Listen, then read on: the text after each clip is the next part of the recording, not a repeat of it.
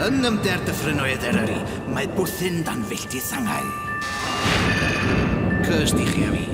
A dyma fydd cartref ein 7 pechadur yma penwythnos wrth iddynt geisio darganfod pwy yw'r pechadur eitha a pwy sydd rhy sanctaidd o bell i fod ar y rhaglen.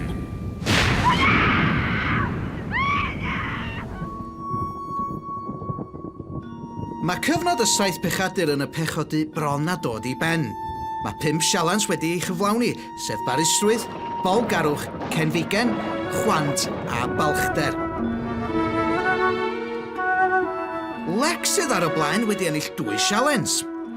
Gyda 2 sialens eto i'w cwblhau.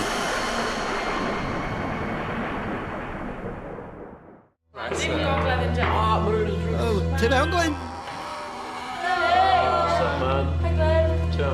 Drws, bai cadw gres. Right, llythyr. Opa. Dicter. Dicter. Beth yw dicter at all? Ti'n really... Dicter. Henfych unwaith eto ac am y tro olaf bechaduriaid. Drwy ddrws purda mae cyfle i chi waredu eich dicter. Yn syml, bydd gan bob bechadur funud i ryddhau yr egni negatif sydd wedi casglu dros y penwythnos. Y bechadur gyda mwyaf o pharnigrwydd bydd yn fuddigol. Really grac. So, dyn ni jyst yn gorau bod yn flin?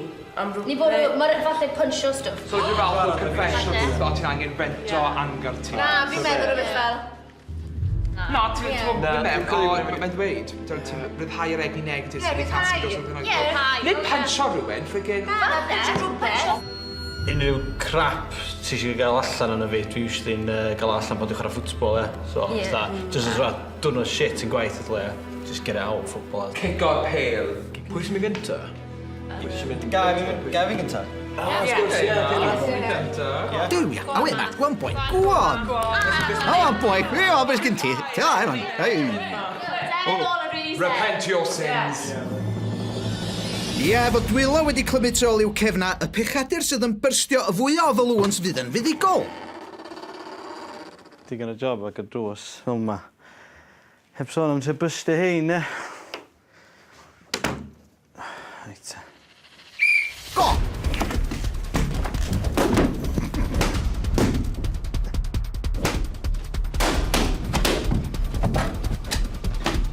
Fi eisiau rhoi ar pwysau.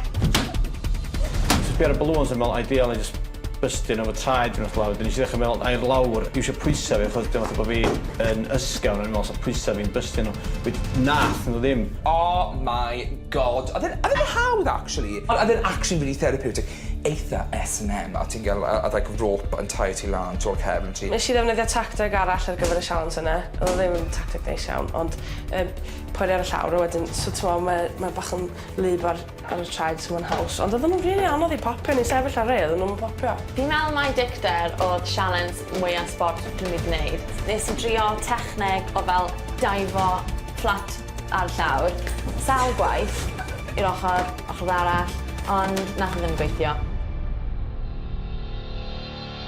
Fi'n meddwl falle na i stop am i'r gampfa, llenwi'r shed gyda balloons, a jyst mynd mewn fyna am hanner ar pob dydd.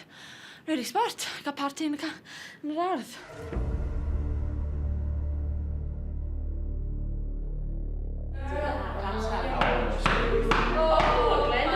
Yoo-hoo! Go on then, sit around then. Hang on!